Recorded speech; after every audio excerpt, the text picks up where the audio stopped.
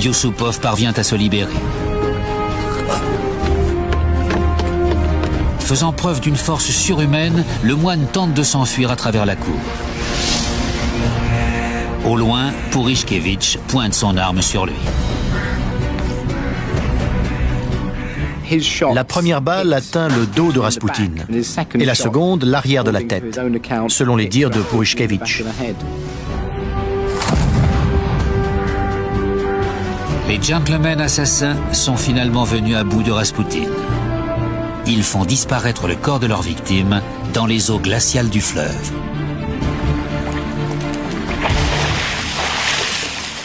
Mais le cadavre est retrouvé non loin de là, près du pont Petrovski. L'enquête menée par la police est très rapide. La tsarine fait arrêter Yusupov, mais le prince nie toute implication. Yusupov ne sera jamais inculpé. Rasputin est enterré une première fois, puis son cercueil est déplacé. Pendant le transfert, le corps disparaît, emportant avec lui toutes les preuves matérielles. Le prince et les conspirateurs ne seront pas punis pour ce meurtre. Cette histoire officielle des dernières heures de Rasputin se base sur les mémoires de 2 des assassins. Mais celles de Yusupov ont été écrites 11 ans après les faits.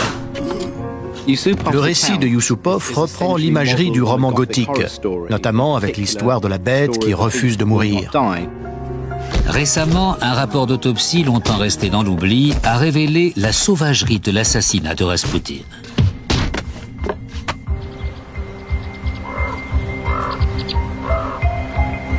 Les archives russes renferment une série de photos prises peu de temps après le meurtre.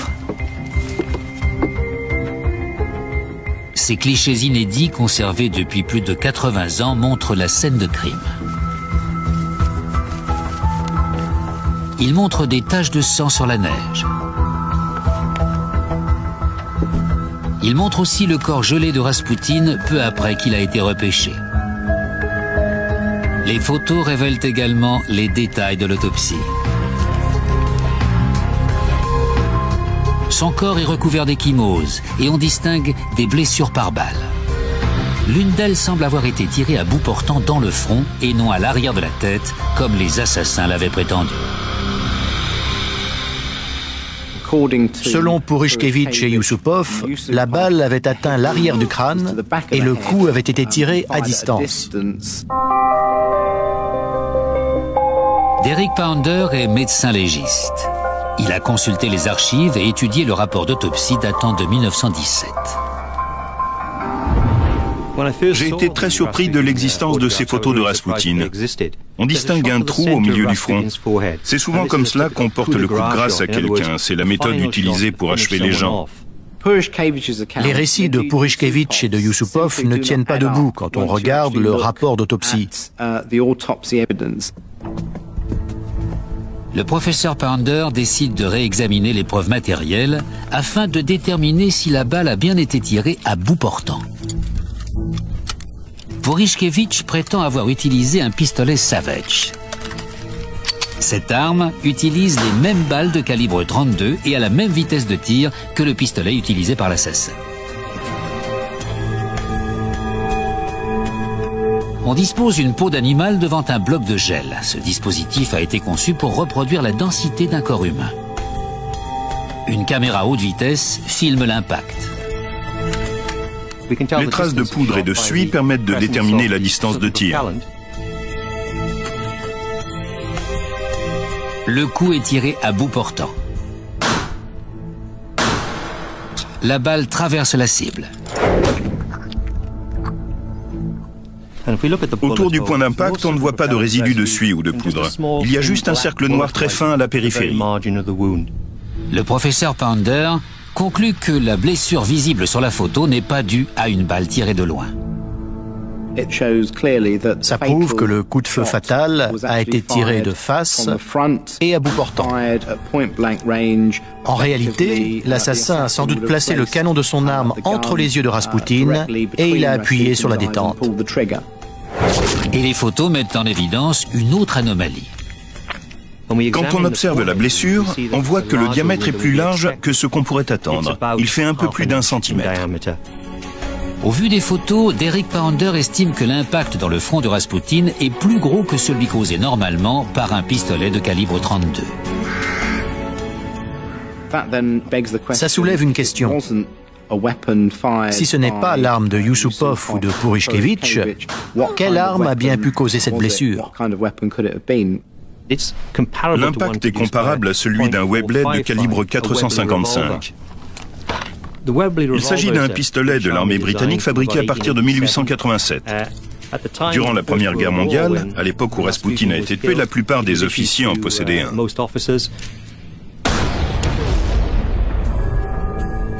Le Webley utilise des balles en plomb non chemisées de gros calibre. Le pistolet Savage, lui, utilise des balles d'un calibre plus petit et recouvertes de cuivre. Les balles non chemisées ont été interdites en 1907, car en pénétrant dans la cible, le plomb se déforme et la force d'impact provoque plus de dégâts dans les tissus et les os. Afin de comparer les deux, les scientifiques réitèrent l'expérience en utilisant une balle en plomb non chemisée tirée à bout portant.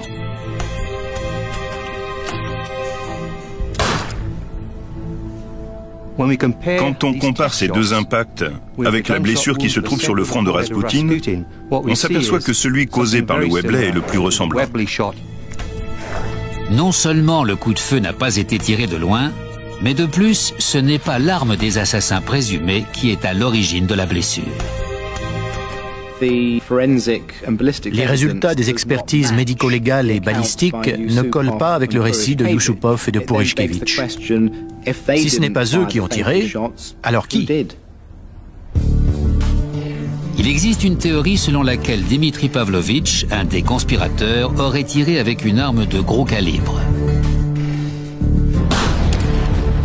Mais Yusupov et Purishkevich ont attesté que Pavlovitch avait quitté les lieux avant la mort de Rasputin. L'affaire se complique. Les soupçons se portent alors sur les deux mystérieux hommes qui étaient présents ce soir-là. Leur identité n'a jamais été révélée, mais des preuves semblent mettre en cause un certain Oswald Reiner.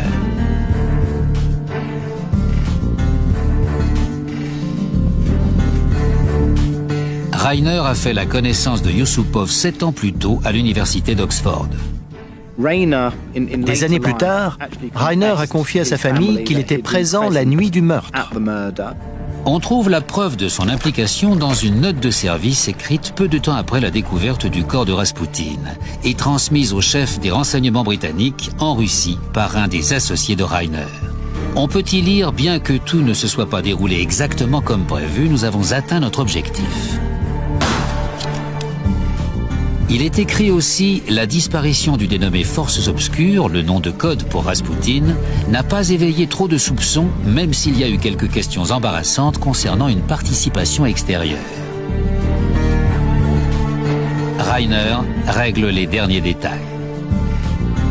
Mais un des assassins certifie que les deux inconnus étaient des soldats russes. On sait que certains membres des services de renseignement britanniques en mission là-bas portaient des uniformes et des pardessus de l'armée russe.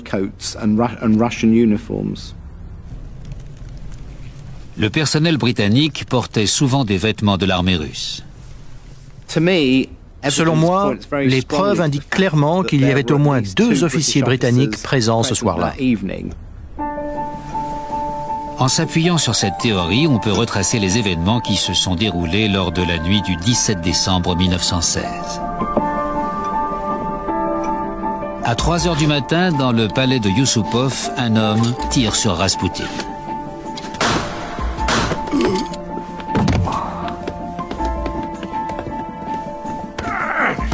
Puis, les conspirateurs le rouent de coups.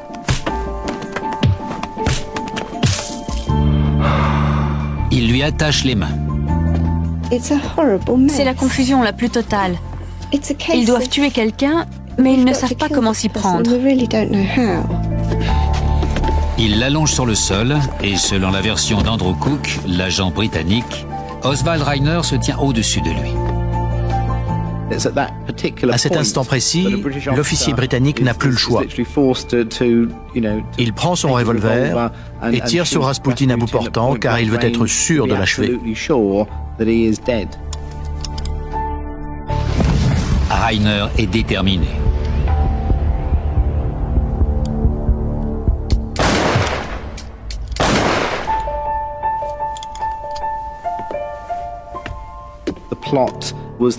Selon moi, ce complot contre Rasputin n'a eu lieu uniquement parce qu'il jouait un rôle central dans la tentative de sortir la Russie de la guerre. Pour les services de renseignement britanniques, le meilleur moyen de se débarrasser de lui était de faire croire que c'était les Russes eux-mêmes qui l'avaient tué. Les assassins de Rasputin ne pensaient pas qu'on retrouverait son corps et que près d'un siècle plus tard, une expertise médico-légale remettrait en cause l'identité du meurtrier. Si le but des Britanniques était de garder la Russie comme alliée, alors l'opération a été un succès. Mais dans l'année qui suit la mort de Rasputin, la Russie s'enfonce dans la révolution. Et le tsar Nicolas II et sa famille sont sauvagement exécutés, tandis que les bolcheviks prennent le pouvoir. C'est le début de l'Union soviétique et la fin d'une dynastie impériale irrémédiablement affaiblie par un moine sibérien devenu tristement célèbre.